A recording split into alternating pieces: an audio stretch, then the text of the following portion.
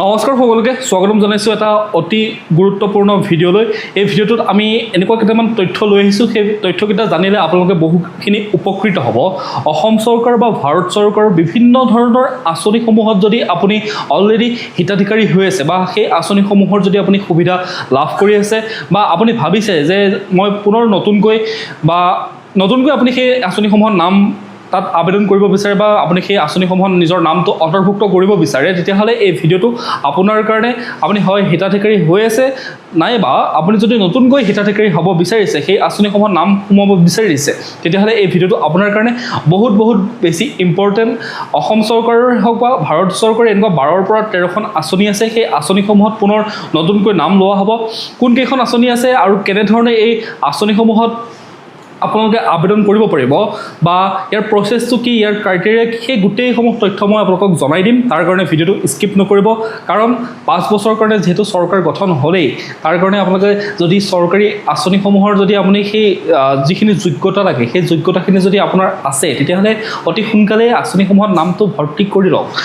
নামটো ভৰ্তি কৰি ল'লে অনাগত 5 বছৰৰ কাৰণে আপুনি ধুনীয়াকৈ সেই আঁচনিসমূহৰ সুবিধা লাভ কৰি থাকিব। এতিয়া আমি বেছি বেলেগ কথা পাতি নাথাকোঁ, মূল কথাটো লৈ আহিছোঁ। প্ৰিয় দৰ্শক, এইসমূহ গোটেই কথাসমূহ আপোনালোকে বিতংভাৱে জানি থাকিবৰ কাৰণে কেনেধৰণে কোনখন আঁচনিৰ আবেদন কৰিব লাগে, কেনেধৰণে কোনখন আঁচনিৰ কি যোগ্যতা লাগে, মই গোটেই 12-13খন আঁচনি বা যিমানখন আছে 15খন 20খন আঁচনিৰ গোটেইসমূহৰ ভিডিঅ' বনাম এটা কেনেধৰণৰ ডকুমেণ্টছ কাৰণে এতিয়া নতুনকৈ আবেদন প্ৰক্ৰিয়া হ'ব। তাৰ কাৰণে আপোনালোকে চেনেলটো এতিয়াই ছাবস্ক্ৰাইব কৰি লওক। এই ইনফৰমেশ্যনসমূহ পাই থাকিবৰ কাৰণে মই এখন আঁচনিৰ কাৰণে এটা স্পেচিফিক ভিডিঅ' বনাম, কোনখন আঁচনিৰ কাৰণে কি ডকুমেণ্টছৰ ৰিকুৱাৰমেণ্ট হয়। এতিয়া আহিছোঁ আমি ভিডিঅ'টোৰ মাজলৈ যিখিনি মূল কথা আমি জানিব লাগে। এখন জাননী নটিচ জাৰি কৰিছিলে, এখন পঞ্চায়তৰ জাননী হয়। পঞ্চায়তখনত ইয়াত লিখা আছিলে, চাওক, 12 বছৰ বিশ্বাস, বিকাশ আৰু জনকল্যাণ সেৱা আৰু বিকাশৰ লগত সংগতি ৰাখি অহা 18, 19 আৰু 20 জুন তাৰিখে অমুক পঞ্চায়ত বা ব্লকত এটা 3-দিনীয়া জনকল্যাণ শিবিৰ অনুষ্ঠিত কৰা হ'ব। অৰ্থাৎ আপোনালোকৰ আমাৰ গাঁওসমূহত যিসমূহ পঞ্চায়ত আছে, সেই পঞ্চায়তসমূহত এটা কথা আপোনালোকে গম পাইছেনে নাই নাজানো, কিন্তু মই আপোনালোকক জনাই দিওঁ যে কেন্দ্ৰত যি মোদী চৰকাৰ আছিলে, প্ৰধানমন্ত্ৰী মোদী ডাঙৰীয়াই ভাৰতবৰ্ষৰ আটাইতকৈ দীৰ্ঘ সময় প্ৰধানমন্ত্ৰীৰ আসন অলংকৃত কৰা প্ৰধানমন্ত্ৰী হিচাপে অভিলেখ গঢ়িবলৈ সক্ষম হৈছে। জৱাহৰলাল নেহৰু আছিলে। জৱাহৰলাল নেহৰুৰ পাছতে প্ৰধানমন্ত্ৰী মোদীয়ে এই ৰেকৰ্ড তেওঁক পিছ পেলাই আটাইতকৈ দীৰ্ঘ সময় ভাৰতবৰ্ষৰ প্ৰধানমন্ত্ৰীৰ আসন অলংকৃত কৰা ব্যক্তিজন হৈছে প্ৰধানমন্ত্ৰী মোদী ডাঙৰীয়া। আৰু সেই মোদী ডাঙৰীয়া যিহেতু বিজেপি চৰকাৰে 12 বছৰতকৈ বেছি শাসন কৰিলে কেন্দ্ৰত, তাৰ কাৰণে 12 বছৰ বিশ্বাস, বিকাশ আৰু জনকল্যাণ সেৱা আৰু বিকাশৰ লগত সংগতি ৰাখি কিছুমান শিবিৰ অনুষ্ঠিত কৰা গৈছে। সেই শিবিৰসমূহ গাঁও পঞ্চায়তসমূহত হ'ব বা আপোনাৰ ব্লকত হ'ব বা আপোনাৰ জিলা পৰিষদসমূহত এই শিবিৰসমূহ বা অন্য যিকোনো ঠাইতো হ'ব পাৰে সেই শিবিৰসমূহত। আৰু এই শিবিৰসমূহত কি লৈ আহিছে চাওক, 12খন আঁচনি, অৰুণোদয় হওক, PM কিষাণ হওক, মুখ্যমন্ত্ৰী মহিলা উদ্যমিতা আঁচনি হওক, নিযুত বাবু আঁচনি হওক, নিযুত মইনা আঁচনি হওক, আয়ুষ্মান ভাৰত আঁচনি হওক, PM আৱাস যোজনা হওক বা PM জনধন যোজনা হওক, আয়ুষ্মান ভাৰত হওক, কিষাণ ক্ৰেডিট কাৰ্ড হওক, ফচল বীমা যোজনা হওক, স্বনিধি যোজনা হওক, NSAP আঁচনিখন হওক, এনেকুৱা ধৰণৰ 12ৰ পৰা 13খন আঁচনি আহিছে। আৰু সেই আঁচনিসমূহত যিসকল অলৰেডি হিতাধিকাৰী হৈ আছে, তেওঁলোকৰ বিভিন্ন অভাৱ অভিযোগসমূহ কি কৰিব, ইয়াতে চৰকাৰৰ মানুহে সেইবোৰ শুনিব যে কোনে কি সমস্যা সন্মুখীন হৈ আছে। আৰু যিসকলে নতুনকৈ ভাবিছে যে মই এই আঁচনিসমূহত নাম ভৰ্তি কৰিম, আৰু তেওঁলোকৰ কাৰণেও আবেদন প্ৰক্ৰিয়া অতি সোনকালে হয়তো আৰম্ভ হ'বলৈ গৈ আছে। আৰু কালি নে পৰহি মুখ্যমন্ত্ৰীগৰাকীয়ে এখন শিক্ষা বিভাগৰ যিসকল অফিচাৰ আছে তেওঁলোকৰ লগতে এখন মিটিং কৰিছে, আৰু সেই মিটিংখনতো নিযুত বাবু আঁচনি, নিযুত মইনা আঁচনি, এনেকুৱা ধৰণৰ ছাত্ৰ বা ছাত্ৰীসকলক লৈ যিসমূহ আঁচনি আছে, সেই আঁচনিসমূহৰো তেওঁলোকে পৰ্যালোচনা কৰিছে। তাৰ লগতে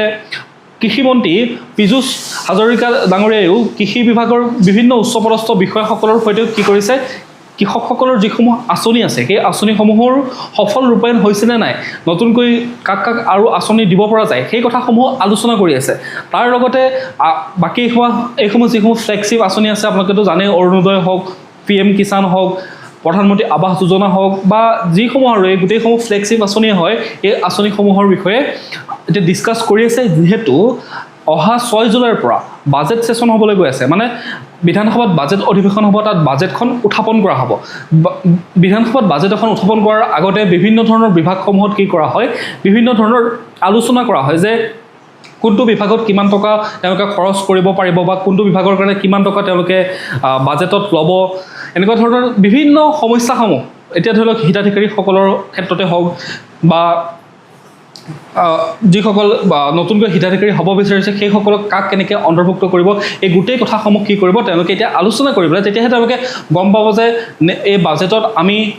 10,000 কোটি টকা ল'ব লাগিব হিতাধিকাৰীসকলক পইচা দিবৰ কাৰণে কাৰণ গোটেই বছৰটোৰ কাৰণে যেহেতু বাজেট লোৱা হয় সেই বাজেটখনৰ লোৱা হয় কাৰণে সেই বাজেটখনত তেনেধৰণে সেইসমূহ আলোচনা কৰিলেহে তেওঁলোকে কি কৰিব পাৰিব টকাসমূহ তেওঁলোকে বাজেটত নিৰ্ধাৰণ কৰিব পাৰিব সেইকাৰণে আপোনালোকক এই ভিডিঅ'টো লৈ আহিছোঁ এখন পঞ্চায়তলৈ যোৱা নটিছ এনেধৰণৰ বিভিন্ন অসমত থকা পঞ্চায়তসমূহলৈ হয়তো অতি সোনকালে তেনেধৰণৰ কি কৰিব আলোচনা চক্ৰ বা এনেকুৱা শিবিৰ অনুষ্ঠিত কৰিব যিসকল হিতাধিকাৰী আছে বা নতুনকৈ যিসকলে হিতাধিকাৰী হোৱাৰ যোগ্যতা অৰ্জন কৰিছে আপোনালোকৰ বিভিন্ন গাঁৱত থকা যিসমূহ অঞ্চলত থকা পঞ্চায়ত ব্লকসমূহত এনেকুৱা ধৰণৰ মিটিং হ'ব তাৰ কাৰণে আপোনালোকে নিজৰ অঞ্চলৰ বা নিজৰ গাঁওখনৰ যিগৰাকী ৱাৰ্ড মেম্বাৰ আছে বা পঞ্চায়তৰ যিগৰাকী সভাপতি আছে বা জিলা পৰিষদ আছে এই সকলৰ লগত আপোনালোকে অলপমান সংযোগটো ৰাখিব আৰু মই যিমান পাৰোঁ সোনকালে আপোনালোকক সকলোতকৈ আগত এই ইনফৰমেশ্যনসমূহ দিবৰ কাৰণে চেষ্টা কৰিম এতিয়া আপোনালোকে চিন্তা কৰিব লগা কোনো প্ৰয়োজন নাই আপোনালোকৰ গাঁওসমূহত যেতিয়া এনেকুৱা ধৰণৰ সজাগতা কাৰ্যসূচী লোৱা হ'ব এই সজাগতা কাৰ্যসূচী বা এনেকুৱা মিটিং যেতিয়া হ'ব সেই মিটিংসমূহত আপোনালোকে যাব গৈ পেলাই যদি আপুনি হিতাধিকাৰী হৈছে কিবা সমস্যাৰ সন্মুখীন হৈছে সেইসমূহ জনাব পাৰিব আৰু লগতে নতুনকৈ আঁচনিসমূহৰ আবেদন কৰিব পাৰিব কিন্তু এই 12খন আঁচনি বা 13খন আঁচনিৰ আবেদন কেনেকৈ কৰে সেইটো আটাইতকৈ ডাঙৰ কথা আয়ুষ্মান ভাৰত যিখন আঁচনি আছে এই আঁচনিখনৰ আবেদন প্ৰক্ৰিয়া বেলেগ হয় PM জন ধন যোজনা আঁচনিখনৰো আবেদন প্ৰক্ৰিয়া বেলেগ হয় PM কিষাণৰ আঁচনিখনৰ কাৰণেও আবেদন প্ৰক্ৰিয়া বেলেগ হয় কিষাণ ক্ৰেডিট কাৰ্ডৰ কাৰণে কি কি ডকুমেণ্টছ লাগিব কেনেধৰণে আবেদন কৰিব লাগিব PM ফসল বীমা যোজনাৰ কাৰণে কেনেধৰণৰ আবেদন কি ডকুমেণ্টছ ৰিকুৱাৰমেণ্ট হ'ব PM স্বনিধি PM আৱাস যোজনাৰ কাৰণে কোনসকলে ঘৰ পাব কেনেধৰণৰ ডকুমেণ্টছ তেওঁলোকে দিব লাগিব NSAP বা অৰুণোদয় 3.0 মুখ্যমন্ত্ৰী মহিলা উদ্যমিতা নিযুত বাবু মুখ্যমন্ত্ৰী আত্মনিৰ্ভৰ অসম এই সকলো আঁচনিৰ কাৰণে বিভিন্ন ধৰণৰ ক্ৰাইটেৰিয়াসমূহ বেলেগ বেলেগ যোগ্যতাৰ মাপকাঠিটো বেলেগ বেলেগ কাৰোবাৰ কাৰণে হয়তো 2 লাখ টকাৰ তলত ইনকাম কৰা হ'লেই হ'ব কাৰোবাৰ কাৰণে 5 লাখ টকাও আছে কাৰোবাৰ কাৰণে কিবা আধাৰ কাৰ্ড পান কাৰ্ড লাগিব পাৰে কাৰোবাৰ কাৰণে বেলেগ কিবা ডকুমেণ্টছ লাগিব পাৰে মাটিৰ দলিল লাগিব পাৰে খাজানাৰ ৰচিদ লাগিব পাৰে এনেকুৱা ধৰণৰ প্ৰক্ৰিয়াটো বেলেগ সেইকাৰণে চিন্তা কৰিব নালাগে চেনেলটো এতিয়াই ছাবস্ক্ৰাইব কৰি লওক আৰু চেনেলটো ছাবস্ক্ৰাইব কৰি ল'লে আপোনালোকে A to Z ইনফৰমেশ্যন মই ইয়াত গোটেইখিনি আঁচনি 12ৰ পৰা 13খন ফ্লেগশ্বিপ আঁচনি কেনেধৰণে আবেদন কৰে কেনেধৰণে আবেদন প্ৰক্ৰিয়া চলে কি ডকুমেণ্টছৰ প্ৰয়োজন হ'ব প্ৰতিখন আঁচনিৰ বাবে এটা ভিডিঅ' আপোনালোকক ডিটেইলছত পুংখানুপুংখভাৱে জনাম তাৰ কাৰণে চিন্তা নকৰিব চেনেলটো এতিয়াই ছাবস্ক্ৰাইব কৰি লওক আজিৰ ভিডিঅ'টো ইমানেই আছিলে পৰৱৰ্তী ভিডিঅ'ত পুনৰ লগ পাম এই আপোনালোকে চেনেলটো ছাবস্ক্ৰাইব কৰি ল'ব কাৰণ এই আঁচনিসমূহৰ গোটেইসমূহৰ এপ্লাই প্ৰক্ৰিয়া কেনেধৰণে ষ্টাৰ্ট হ'ব কেনেধৰণে কৰিব লাগিব গোটেইখিনি কথা মই জনাই আছোঁ পৰৱৰ্তী ভিডিঅ'ত পুনৰ লগ পোৱাৰ আশাৰে আপোনাক বহুত বহুত ধন্যবাদ জ্ঞাপন কৰিছোঁ